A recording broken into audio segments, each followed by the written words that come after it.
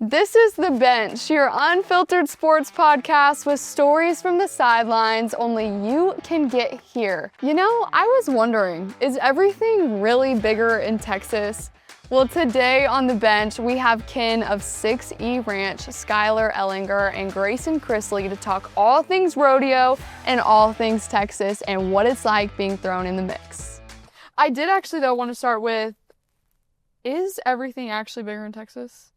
Yeah, 100%. What do you, I need to hear your take on this, both of you guys, because Grayson, where are you from? In Nashville.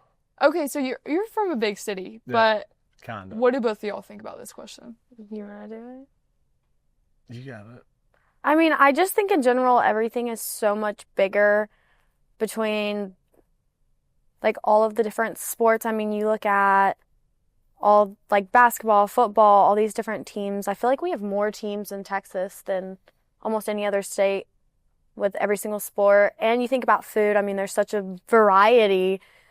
Wait, so what's like the staple of Texas? What food? Tex-Mex. Oh, I definitely think it's Tex-Mex. Okay. I mean, you can't beat it. You cannot beat it. like, so what's because when I went, the first thing she did when I visited her in Houston, she goes, we have to go to this restaurant. Oh my gosh, this is the best restaurant I've ever been to. It was connected to a gas station. Is that ultimate Tex-Mex? Gas station? No, that was barbecue. Oh, That was like okay. ultimate barbecue. Gas station barbecue. Gas station barbecue. But like it's fancy. I took Grayson too whenever he went. Was it good? Yeah, it was pretty good. Is it You got a what? A ultimate- baked potato? No, I got a baked potato. What did you get? I had a cheeseburger. Yeah. Was it the best cheeseburger you've ever had? It was all right. It was solid. Okay, but that's not like what they're known for. It's like their barbecue. She took me to the gas station. I was like, what are we doing here? But it was nicer. It was a nicer gas station and like a nice restaurant. Did you I think? believe you. I think I convinced you out of that. There's not much to pick from in Manville. No. So Okay, Yeah. man. you got to So- go to your gas stations. Quick break to shout out our presenting partner at B Fuel, and the origin story is the best part. He was a college athlete, looked at the label on a Powerade and saw high fructose corn syrup, artificial everything. He literally started in his kitchen with honey and a food scale trying to build a better sports drink. That obsession with clean, real ingredients is the whole reason B Fuel exists. A clean sports drink that uses real honey for energy, real fruit juice for flavor, and electrolytes for hydration. It's what a sports drink should be, and it's why we're so pumped to have him backing the show. Skylar, you are like the rodeo queen. Okay. Like in Alabama, people know you as like this Texas girl. Mhm. So driving into Manville, is it Manville? Mhm. What do you think about it? I mean, my parents are from a small town, so it wasn't like a big shock. But I was like, there's nothing out here. It's literally like Skylar's like There's like 3 gas stations. Houston, it's like the gas station with the barbecue attached to it, and then a new Starbucks. Hey, there is a new Starbucks. We're moving up in the world. They just built an HEB, which the Heb's the best place ever. New HEB. They have a Smoothie What is King that? coming. What's Heb? HEB? HEB. Oh my god. Ew. It's like the grocery store of all grocery stores. They have everything. It's always clean. Anything you need. I mean, they have fresh Go to the Heb. sushi. If I want fresh like sushi Costco. without like waiting. Okay. But it's not, no, Costco. Costco's not as good as the Heb. As the Heb. All right. So you got off. You drove through Manville, but then did y'all go to a rodeo? You'd been to a rodeo before? I had been to one in Nashville, but not like the one she took me to. Tell me about that. Okay, so I took him to just like a small youth rodeo. Well, okay, hold on. Let me revert. First, we went to a ranch rodeo. Like, as soon as we flew in, I was already ready. We just had to change. We went to just like a small little ranch rodeo at our little county fair. And I think he was like, what is happening? Why are these people like jumping off of these horses, flipping a cow and stamping it with baby powder? Like, what is happening right now? He was like, yeah, this is definitely different. So how would you explain rodeo to somebody who's never, like me or you? Like, how do you describe the rodeo world? Oh man, it is definitely something. I think I would just describe it in the fact of like explaining the events. Like there's 7 main events in the PRCA, which is like the main rodeo circuit. 7 events, 8, 9, including steer tripping and breakaway, but that is not in like the NFR, which is the biggest rodeo, and the finals for it. Just like explaining all those different events and how the brackets work and how you would get to the NFR. I think is the easiest way, just like the breakdown of it. I mean, you came to one. You came to the Houston Rodeo. Yeah. How was that? What did you think of that? That was the craziest thing I've ever experienced. Like, these people are on another level. Like, you wake up ready to go. It's like, we're going to the Houston Rodeo today. Y'all get ready. We go there. She's like, next thing I know, I'm, like, standing next to, like, the letter H for Houston. It's, like, as tall as this building. And then I'm on a horse, and, like, we're down there for the grand entry. I'm like, and then Zach Top's playing in the biggest venue he's ever played in. And they're like, I don't even know the terminology, but, like, everybody knows so much about it. Like, what did you think about it? I mean, I didn't get the nicer experience. Like, No, he got like the ranch rodeo, and then he got like the youth fair rodeo, like. But I even said, I was like, y'all my little go brothers. 24/7. I don't know how y'all do this. Did you grow up around sports? Oh yeah. So, like, what kind of sports did you grow up, and how does that compare to rodeo? I played football, basketball, baseball, golf. All of it? I mean, I played everything. So it's kind of similar of always being on the go, always having to go somewhere, always having to do something, but I don't know how they do it. Like, I'm just, like, so taken aback. If y'all could revisit, I guess, any of the trips you've taken to Texas together, what is one memory, and I guess I'll direct this to you, Grayson, like, one memory from one of the trips about rodeo that you'll never forget? The high school one was funny. Why? It was just, we're in the middle of nowhere. It was like culture shock a little bit. Culture shock, like, how is it like? And they wanted me to get on the horse, and I don't like animals. Did you? I was like, no. No, he did not. But I was like, here, can you hold Poncho real quick? And he's like holding the reins just like this. And I'm like, here, let me take a picture of you. And so I try to take a picture, and I'm like, why don't you get on it? Like, and there was no saddle on it. So I was like, just get on it bareback. Like, Poncho won't do anything. He'll just sit there. Poncho. Yeah. Just this beast. And Grayson's like, I'm not getting on that. There's my sister rode horses, and she got thrown off and broke her collarbone. She did and equestrian. her ribs and all this stuff. too. And after I saw that, I was like, I'm never getting on a horse. But you don't like animals, period. And I mean, I don't like dogs. I don't like cats. I don't like anything. the zebras in the backyard, like, did you go get? I like them from afar. That was probably the first thing I noticed when I went to Skylar's. I guess we weren't at your ranch, we were at your house. Yeah. And, like, your mom, It's basically. I love her. Yeah, it's basically a ranch. Yeah. You're like, well, we're about to get high fence and throw some more animals, but, like, did you see my zebras? I was like, this is awesome. I never want to leave. Ever. And you walk in, there's a huge giraffe in the living room. You're like, this. So how, like, just does the whole lifestyle compare to what you grew up with? Because this is her normal. It's so different. My dad, he wasn't into any of that stuff. No. He wasn't into hunting, anything. So we never had, like, animals in the house, on the walls, and... So it's this, and then I way guess, different. like, what's your favorite part about it? Because I know it's just your life, but you see people are shocked by it. What's your favorite part about it? I think my favorite part is the fact that people aren't just like straight up judgmental about it just because that's not what they're used to or that's not their way of life or thinking. They're more of just like, well, this is really interesting. Like, tell me more. Like, I feel like whenever you came, you were like, wait, what? Like, so what's happening? What do we need to do? Same thing with Grayson. Like, he just jumped in like 2 feet and was ready to try anything. And like, whenever we go hunting, we do like skeet shooting, and Grayson was like, oh yeah, I like this. And so the first time we left like my ranch, he was like, I'm ready to go back. I want to go and skeet shoot again. Because it's such a fun life and the culture is amazing. But how do you feel like that Texas culture compares to, so you guys both go to the University of Alabama, of course, you guys met there. But like, how does that culture, or even where you're from in Nashville, compare to, because Alabama is an entity of its own. Like, what do you guys have to say about Tuscaloosa? I mean, I love Tuscaloosa. I think it's amazing. Yeah. It's in my opinion, a slower pace compared to my life at home. But we also have things that allow us to have pieces of that. Like, we're in Ducks Unlimited. So we meet other people that like to go and hunt and sort of do some similarities to us. So I feel like that helps. But, I mean, it's really just the college life. It's an entity. I love it. What do you think about it? I love it. I told my mom the other day, so, it's looking like I'm on a 5-year plan. She goes, yeah, we're not doing that. I said, I'll stay as long as it'll take my money. You're like grad student? Is that in the cards for you?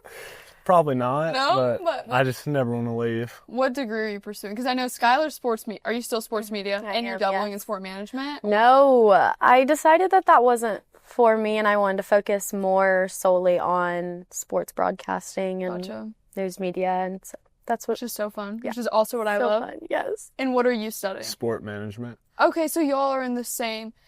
This is actually perfect because this is also something a big question that I want to uncover is this industry is so hard. Mm-hmm.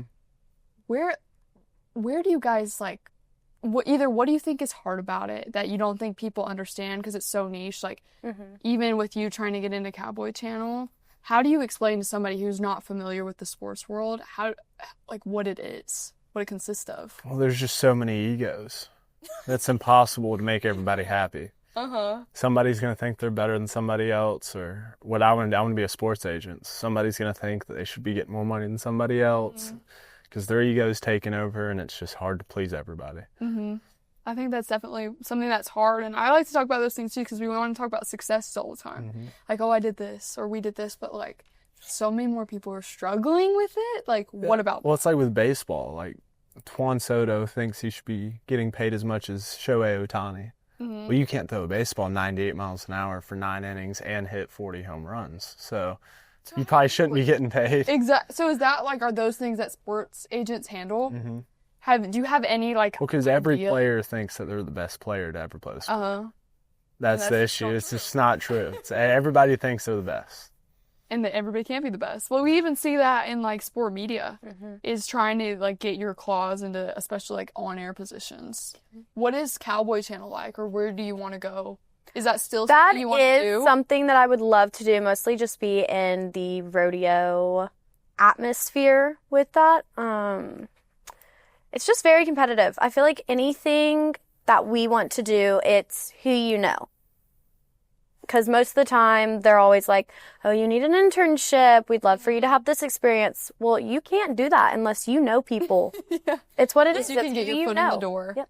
So are you guys seeing any other struggles right now, kind of being in this transition period of life of coming out of high school, deciding what you want to do, and then how would you describe this period to somebody who has no idea, this weird transition spot? It's kind of hard for me to describe it because I'm not really in a transition spot. We did the show for a decade and we're still doing it. So I've had a job since I was 6 years old. So I don't really have this big transition of into the real world. I've already been working my whole life. So it's. Do you think people empathize with that, or No, not at all. That's what I. So I guess coming to Alabama, do you think people have this preconceived notion about you? Oh, 100%. And how does that feel, or I don't. I tell her all the time. I said, when you do what I do, you can't care what people think about you. And you probably had to learn that at a young age. I did, but I feel like it's one extreme or the other. I feel like you either really, really care or you don't care at all. So you just throw it out the window. At all. Did you ever struggle in a time period of at first, but then I realized what is somebody with a fake account and a profile picture that's not even them? Why do I care what they say? So when did the show start? When were you in the spotlight? I was 6 years old. So you don't know life without it. It's all I've ever known. So then why? Okay, so I know you talked about you would have gone to Texas A&M for golf, right? But coming to a big school at Alabama, has that been hard? Already having this media presence and then still staying in that spotlight in that way? I don't really focus on it being hard because there's no other option. I can't make it go away. You don't have a choice. Yeah. So it's either, I hate when people are like, oh my God, everybody should feel so bad for me because people know who I am. Nobody cares. Nobody cares that people know who you are. Nobody cares that you have to take pictures when you go out. Nobody feels bad for you. So just suck it up and do it. What an awesome mindset to have. Because, like, you guys are going to have that, like, just look on you all the time. Yeah. Even in the rodeo world, like, people know who you guys are, and y'all handle it with such grace, which I think is so important. Like, when you meet Skylar's family, I know you know this, nicest, sweetest, most hospitable people. They're the nicest people you'll ever meet. They're some of the wildest people you'll ever meet. So wild. Like, don't get me wrong. You may be crawling out of that bar when you leave there, but they'll take you home. They'll tell Crawling is a stretch. They'll probably have to drag you out. But just, it's, y'all both handle it with such grace, and I think that's something really admirable about you guys. So, if Be Fuel was the answer to Chris's broken sports drink, then HYBRYD is Chris's answer to the broken energy drink. Right, it's not just caffeine, it's what they call a daily performance fuel. One scoop gives you clean energy for today, but the real magic is that it's formulated to make you better tomorrow. With ingredients that support long-term strength and brain function, it's a totally different approach. And because it's a new concept, we want our listeners to experience it first. For the launch of the bench, the first 50 of you who go to befuel.org/bench will receive a 7-day trial kit completely free.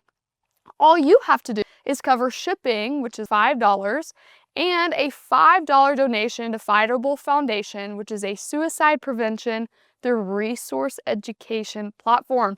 This is a limited launch offer, so definitely go check it out.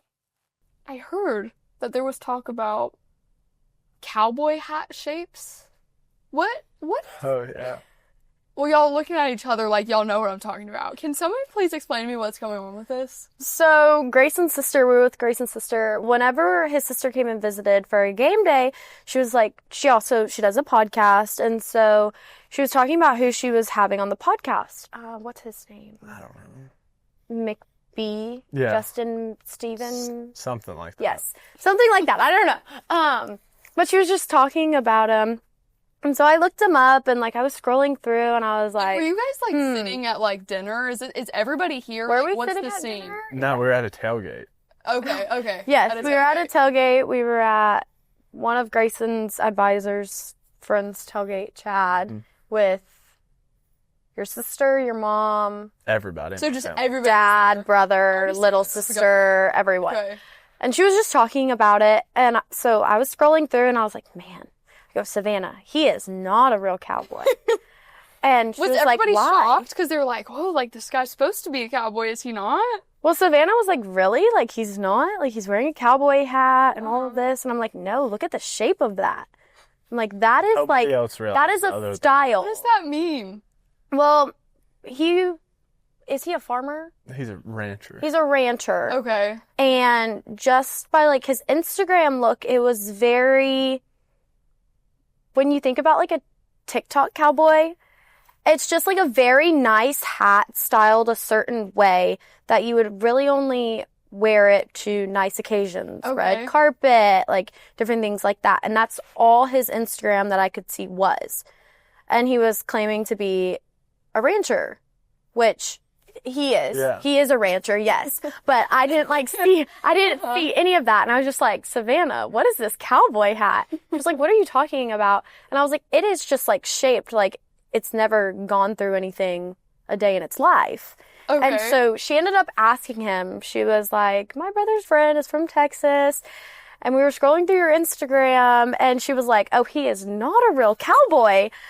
And she goes, calling these people out left and right. and she was like, it's because of your hat. And he goes, oh my goodness, it's because of the shape, isn't it? So he literally knew right away what like Savannah was talking about. And she was like, yeah, she called you out right then and there. And he was like, yes. He was like, that's not like a normal cowboy hat, which another thing I was going to brag on him about was the brand. And I was like, you have to ask him what brand it is. Because she did tell me, she goes, look, I love you. don't come in here wearing a fake cowboy hat. I was like, okay. Aspen was showing me these straw cowboy hats that you would get from like Walgreens Like to a go to gas the beach. station. Yes, like a gas station hat. And she was asking, she's like, should I bring it? And I was like, no. Don't bring that. I go, we have cowboy hats you can wear. And you ended up wearing one I one think night, so, for a didn't little you? bit. I didn't even attempt. You didn't even try to go, just wear the 60 hat. You know, you can wear that 60 hat. You can't go wrong with it. So I was like, You can't. I'm not even That's gonna the try. brand. I have to ask then, like, what do you guys think? I didn't even understand this concept of, like, real versus fake cowboy. I guess when I think of a TikTok cowboy, I'm like, okay, that's a fake cowboy. But what makes a real cowboy?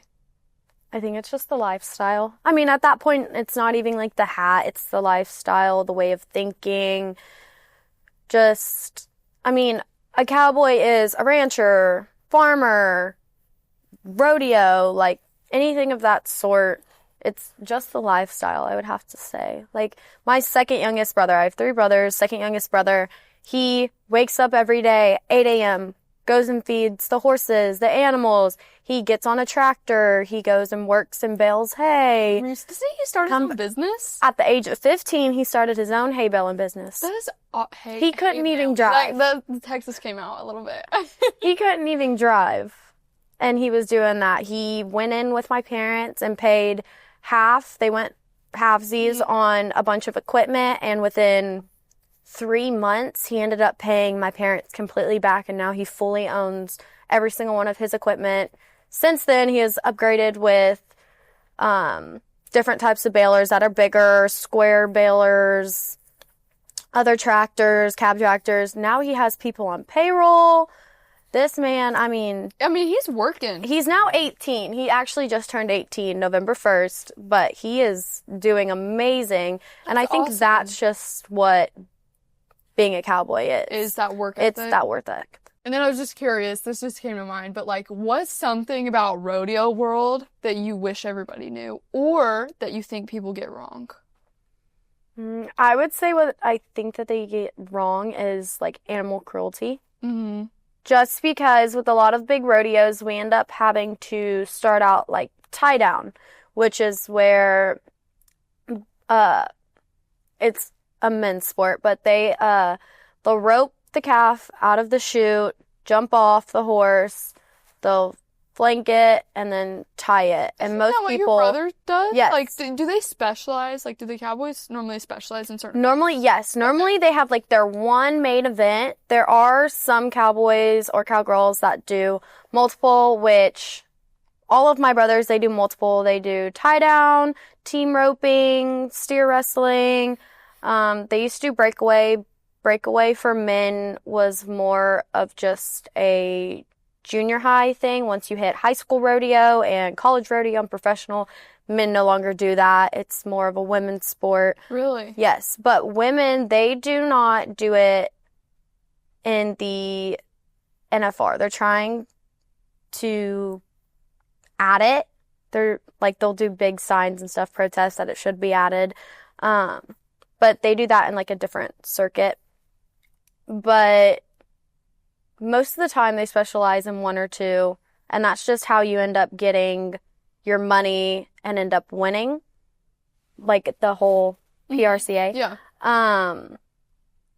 But they specialize in multiple. My oldest brother, he's mostly team roping, tie down, and steer wrestling. He just got into that. And then my second youngest brother is mostly tie down and team roping. And then my youngest could care less and does golf. He's the golfer. He's the golfer. Like he's probably going to go D1. Oh, I hope so. I mean, he golfs every day and practices.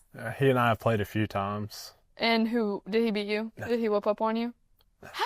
I tell him sometimes. I told him the first time because he was like, he's a lot like me, and we both run our mouths.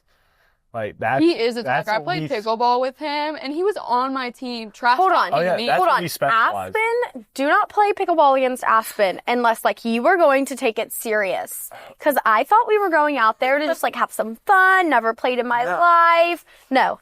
Aspen is out there. I think she's trying to not get frustrated at me because I have no clue what is happening. And Aspen's like, come on, let's go. Let's go. And then something would happen, like something would happen and no one would know, and Aspen would be like, nope, so this is what just happened. Ryan Like, we Reed was can't. in my ear talking trash. Yeah. Like, we can't That's all he does. 15-year-old brother, Skylar. All he does. I'm like, man, I can't get contact And with this. I'm the exact same way. So it's an awful mix. So y'all go, because like I can kind of like bite my tongue, but y'all. No, we went to play for the first time, and he was like, dude, I'm going to kick your ass. I'm going to kick your ass. I was like, you're setting yourself up for disappointment. And then I said, I might not play as much as you do. I said, but you need to remember what I was. And we were playing, and I went out, and I beat him, I think, by 7 or 8 strokes. true score. And yeah, and he was like, what just happened? I said, Ryan, I told you, you're setting yourself up for disappointment. You're not there yet. And y'all probably trash talk the whole time. Oh, that's horrible. I'll hit one close, and I'll say, yeah, you will get there one day. It's horrible. So what do you think, like, do you have a hot take on what is the best golf course, either in Alabama, Tuscaloosa area, or period ever that you've played? Oh, I played the new golf facility, the Crimson Reserve. How was that? That was really nice. Because it's so 9 holes, hard. but you can play it. Did they Yeah, have you put, it's- like, they've set it up to where you can play it It's differently? impossible. If I had to play there every day, I would quit golf. To describe playing the Crimson Reserve to all the golf fans out there, I'll give you the floor. You miss a fairway, your ball's gone. Into what? Is it like high rough? It's Is it high green? grass. It's either grass is here and the road's over here.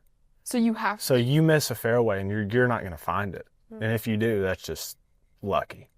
So we've got narrow fairways. Really narrow. How are the greens running? Fast. Fast? You barely tap it and it's flying. What kind of style do we have? Like, do we have a lot of, like, I went there and fronts shot. or I shot like a 75, and I was trying. Well, I said that in Trump National in Jupiter, the 2 hardest golf courses I've ever played. Those are very nice. Are they hard in the same way or different? Well, they're both very different. Crimson Reserve, it has like 2 really long holes, but other than that, it's not super long if you can hit the ball pretty far. But Trump National, it's long and there's a bunch of dog legs and it's hard Dog legs left or right? every way. Every which way. It's I was like, come I was on. playing and we had a caddy and I was like trying my ass off. And I shot like 71. That's good though. And at the end of the round, I was exhausted. I was That's like, hard when you finish the golf round and you're like, I'm tired. yeah, I was like, I haven't tried like that since I played in high school. Like, and I shot 71. I was like, Well, "You what's your lowest score? my ever? Mm. 61 in a tournament one time. How many yards were you playing? It was far. It's like 8,000. You shot a 61? Yeah. Well, I guess I've always been able to hit the ball far because I've always been just skinny and long. So the length helps. I could get my arms all the way back and I could just whip through. So do you think that's your distance is your strongest asset? Yeah, I think that and my wedge game. That's where the money is, especially when you're playing so far because you get in those awkward positions. You're like 75. I've always been able to 115 out. I've always been able to stick my wedges within 10 feet. And you can land them. Mm-hmm. And I spin the ball a lot, so I won't like aim before the green or aim before the hole. I'll aim straight at the hole at the pin. because I know I'm gonna go over it and it's just gonna spin back. Which that can be nice unless you're dealing like with the false front, roll right off. Yeah. Back to have y'all ever played, I absolutely love Silver Lakes, which is an RTJ. Heartbreaker, backbreaker. You land those on the front of the green, they're like glass, they're gonna slide. Well, sometimes I'll chip on the green because I've always, one of my strongest suits is hitting with my 60 degree. Like, Okay, I go back, you want to talk about hot takes? I think the 60 degree needs to be thrown in the trash. Unless you're dealing with the sand, because all the 60 degrees is a sexy shot. Like, y'all want to show off, y'all want to look sexy, spin the ball back in the hole. Like, I've had the same 60 degrees since I was in the 7th grade. Which is surprising because he It's got wants to break a club every time we play. It's got rust on it. It's got everything, but has the memory. I can chip and I can pick the ball so clean that I can chip on the green, not take a divot. So, and sometimes if it's a long putt, I'm like, I can chip this and get it closer than I would putting it. So what exactly is hybrid? Think of it as your daily energy ritual that gives you that smooth, clean, locked-in focus for right now. But the real magic is how it compounds over time with ingredients to improve your strength, sharpen your mind, and build resilience to stress. what would you say your world is? Every single other sport known to man. That's your jam? Grayson knows everything that you want to know. He knows it about every single sport, every single player. And I think that's what will make him like an amazing sports agent, is being so knowledgeable. I told her something random the other day. I said, did you know there used to be a rule before you could pay players that a coach couldn't give a player cream cheese for his bagel or else it was a violation? What? Wait, for what sport? Anything. It was an NCAA. It was an NCAA. If a player had a bagel and their coach gave them cream cheese, it was an NCAA violation. What? Do we know why? It was paying players. Through cream cheese. Yep. Mm-hmm. Where do you learn all this information? Exactly. Where are you getting this? What? Do I trust this? Yeah, no, It used to you be could a look thing. it up. Well, now there's like no rules anymore. So, but yeah. Is this from like endless hours scrolling on X, or is this I just like see random stuff and I remember it. I don't even think, you don't even have X, do you? No, he doesn't even okay, have. so it's not. He's just been like knowledgeable about it. Yeah. And like all politics. Yeah. You could ask him I anything. Love politics. That's good. There needs to be balance. And especially what my sister does. Mm-hmm. It's hard to not be into politics.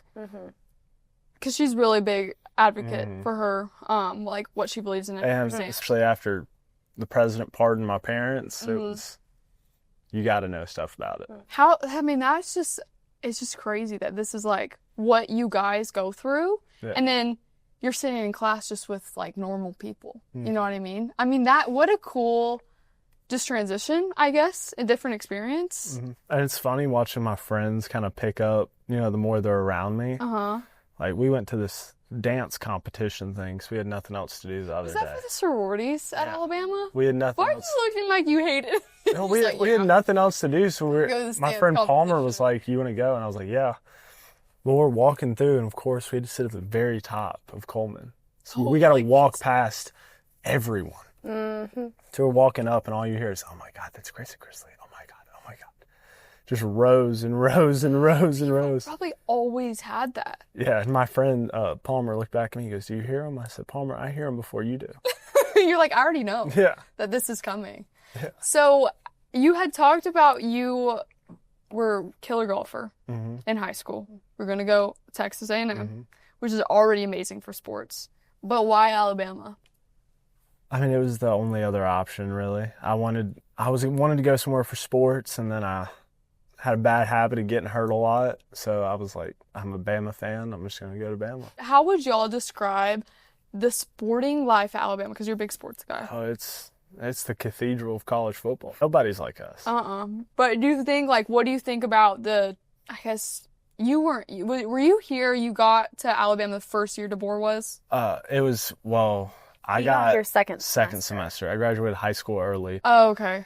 And then so I got here right at the end of football season. So I need to hear your sports take, because you're saying you're knowledgeable on like where our college football is going. Right now it's moving in the right direction, but it's just a matter of if he can keep it up. And then because his first season, I don't think anybody would disagree. He was too soft. You think? He was way too soft. You think he was a coach for the players? That's what they were saying. I think he was too nice. Think so? You had Saban, who was almost having a stroke every time we even didn't set up right. His headset was flying.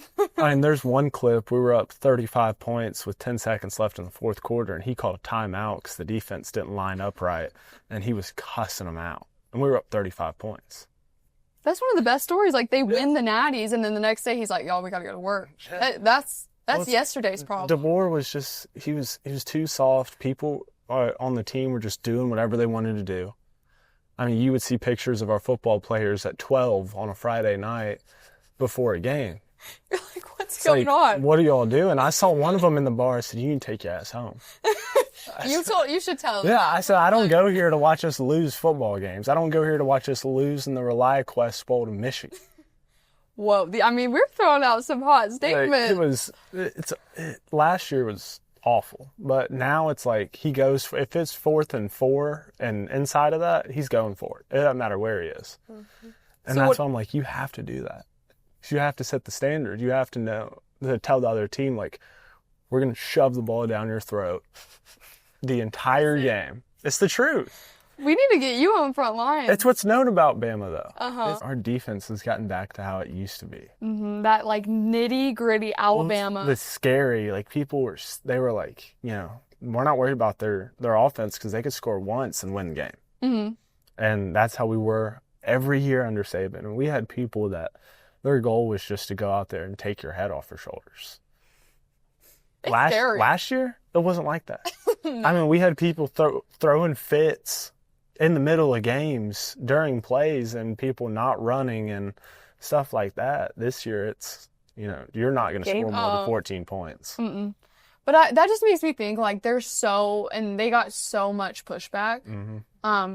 Like I've said, for that transition period, that we love talking about, like, the glamour in sports, and we're doing great. The atmosphere in the game is crazy, but there's so much dark side to the sports. Well, it's because college football in Tuscaloosa is a religion. Mm-hmm. It's not just football. It's what makes everything go around. I tell her, I'm like, you see these big buildings on campus? They weren't built by baseball or basketball or soccer or anything like that. They were built by football. Mm-hmm. Everything around here is built by football. So that's why they care so much. And you're not going to find somebody that can do what Saban did. Mm-hmm. And he's one of a kind. But it's like you come in here and you don't win games. That's why I said this year, if he has another year like last year, he's gone. Mm-hmm. Because you have to. It's the culture, like you said. Yeah, you have to win. You can't have mediocre years back to back to back at a place like this. I mean, you saw what's happened at LSU and Penn State. Like they're giving their coaches $50 million to not work. That's how bad they want to win. That's crazy. What did A&M pay their coach? $73 million. $73 million to not coach. I had to write a paper for school about it, and I said, James Franklin, who was Penn State's head coach, said James Franklin couldn't win a big game if you paid him $53 million to do it. I said, oh, wait, they did.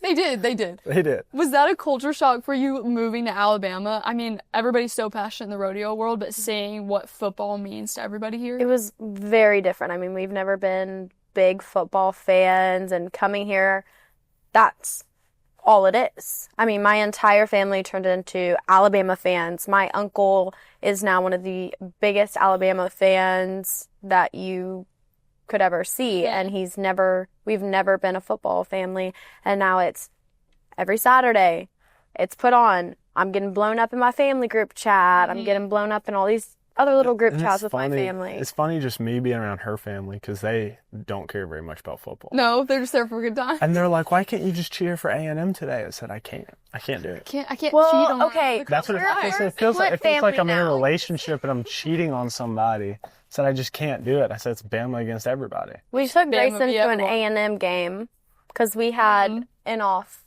a bye week. Yeah, and I just sat there and he was just trashing everything. Their stadium, they only sell Pepsi products. But okay, you admitted the stadium was cool. I said it was Grayson nice. Loves the stadium. But they only sell Pepsi products. So I said it was a communist country because you only sell Pepsi products. Are you kidding? Come on.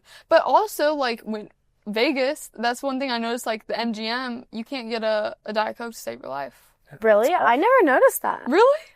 Well, like, I only drink, like, water. So. Okay, well, I like Diet Coke till I die, and I could not find a Diet Coke in Nevada to save my life. I asked them for a Coke, and they go, we only have Pepsi. I said, are you serious? I said, I'd rather die of thirst. And you probably said it just like that with no expression. Like, I would rather die of thirst. You're talking this poor conception. And then I walked in there, and I looked at her dad, and I said, where's all the national championship trophies at? What'd he say? He goes, I don't have any. I said, oh. Oh, really? I said, well, where I'm from, we got 17 of them. What did you wear? Did you wear Alabama or did you just wear neutral? We wore Alabama. I wore Y'all wore Alabama? I wore like a brown set, and then I wore Alabama pins, and then he wore a Bama polo that said like Bama on it, and it was crimson and white. But we went and supported, but my older brother goes there, so we're split family now, but we were Bama fans first, so. But I wouldn't cheer when they scored. I wouldn't cheer when they got a first down, nothing. What? And then they were doing like their war song. And you wouldn't? They're back and forth. They were doing their war song, and I looked at Skylar, I said, this is cute.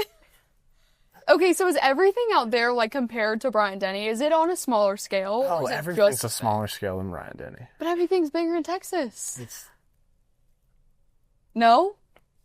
I think it's more of the atmosphere. That's We have a completely winning different. atmosphere. Okay, that would I make mean, they just went 8-0 for the first time. They think they've already won the national championship. Like, we go 8-0 and we're mad because we didn't beat teams by enough. just circling back, but it made me think, like, just the comparison. You know, so many times Crimson Tide, like, our football's so big, those players get hated on severely if we're not doing well, like, death threat level. Mm-hmm.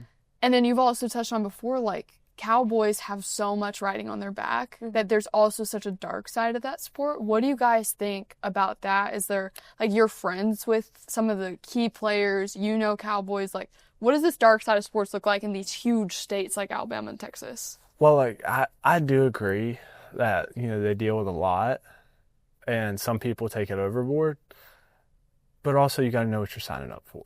Yeah. You're signing up to play football at the University of Alabama. You don't win games, you should know you're going to get some stuff said to you. Ask Grayson what he said. I mean, I got blocked on Instagram by Auburn's quarterback last year. I got blocked by Grayson, Why? I got blocked by straight 2 goes basketball to, players. like, DMing. Oh, DMing? He Oh, is a I'm DMer. bad. So you're the problem. Yes. I posted a thing on Instagram. I said Peyton Thorne is so bad that he could overthrow the North Korean government. I mean, you do something bad, Grayson's going to call you out Oh, on And they blocked. But I do it when they instigate it. Like last year, Okay, so yeah, why Last are you year? doing this? when we played against Auburn, a guy said Jalen Milroe's not a good athlete and that he won't be able to outrun him or score on him. Well, our first touchdown of the game was literally Jalen Milroe running around that guy into the end zone. And I posted a picture of it with just what he said and tagged him in it. And then this year, what's his name? Diego Pavia. Oh, my goodness. There was I so can't much stand around him. you. I Why? cannot stand him. I think, first of all, dude, you're having to sue the NCAA for an extra year of eligibility. You're 23 years old. Like, it's time to move on. What are we doing? It's time to move on. But he was practicing taking a knee to end the game in warm-ups. And I told Skylar, I said, he better hope they don't lose because I'm going to let him hear it. He's lucky that he doesn't let people tag him on Instagram.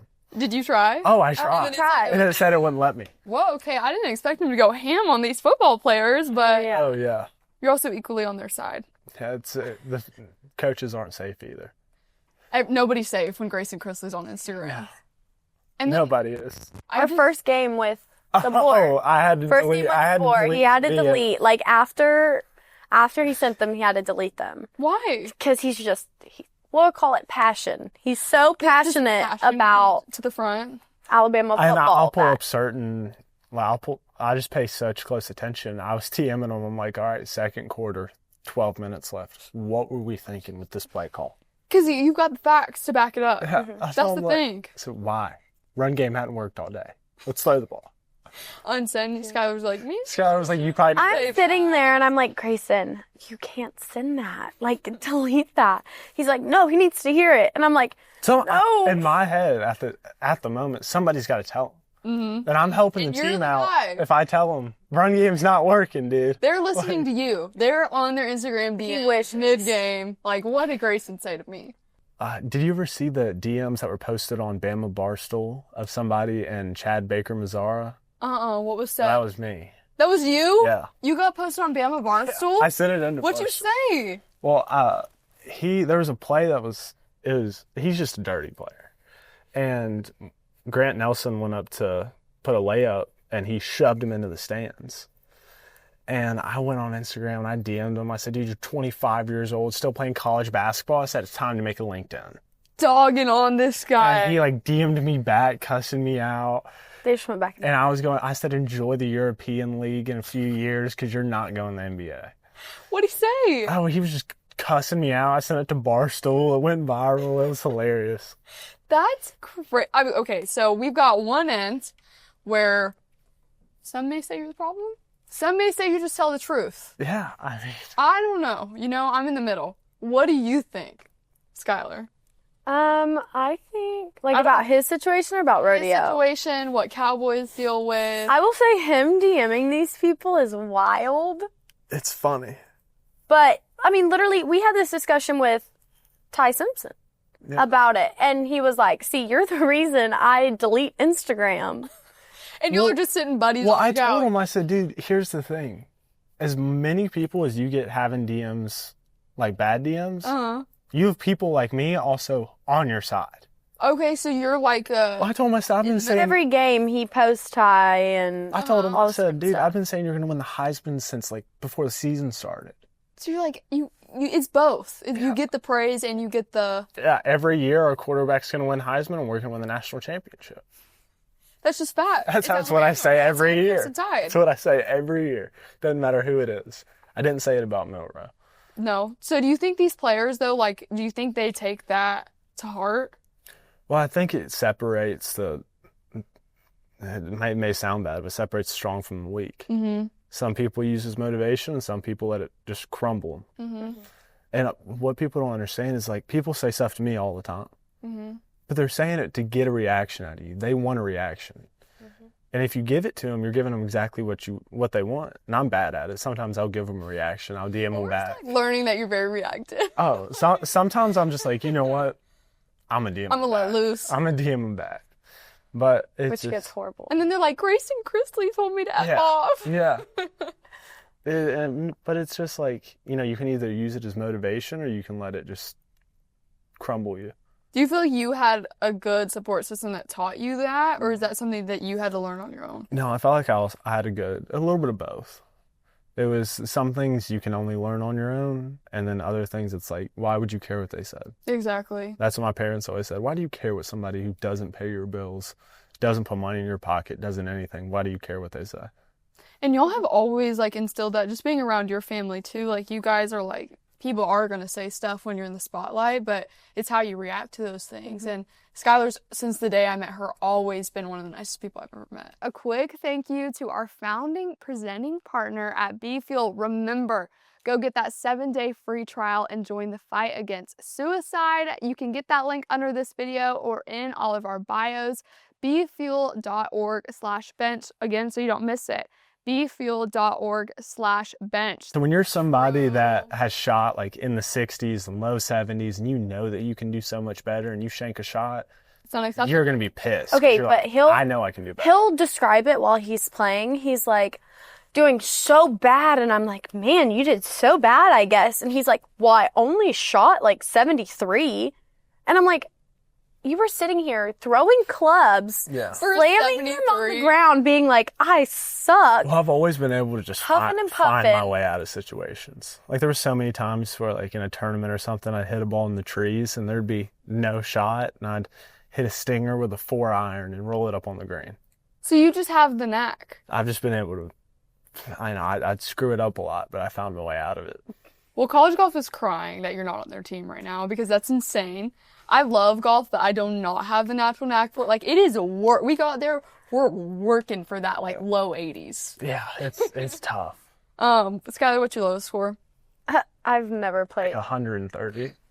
No. It's improvement. I'm really bad Phil about... want me to keep her score, and then 6 holes in, she's like, don't keep my score anymore. Or I'll be like, I'm done. Every golfer I'm done. dealt with that. Like, you get to hold. I used to do that when I first started playing. I started playing really because of my brother. And it doesn't matter how good I was playing, I was never able to beat him. That's just some mind games he had. He just was always... It's that older brother thing. Like, you just can't. And the first time I ever beat him was on his birthday. I know. It's terrible. It was on his birthday, and I guess I got past, like, the mental block or something. I shot, like, 6 under. I eagled a par 4. No. Do you have remorse? No, I looked at him on 17 after I eagled the par 4, and I looked at him, I said, welcome to the show. It's only taken years. It's only taken years to get here. And then ever since then, it's just been, he can't beat me now. So he hasn't been able to beat you since? It's like, he stopped playing golf because he couldn't beat me. The family drama. He literally stopped playing because he couldn't beat me. I love it. We got close one last time, and I made like a 25-footer for birdie to beat him. And he said after that, he said, I will never play again. And he has never played since, and that was like 2 years ago. That's crazy. That is like, that's tough. You just ruined his golf dreams. Yeah. A quick thank you to Falcon Graphics for making our dreams a reality, my family at Fighter Bowl Foundation, and Sky High Studios for making this all possible. I'm Aspen Rain, so don't be shy. Come take a seat on the bench.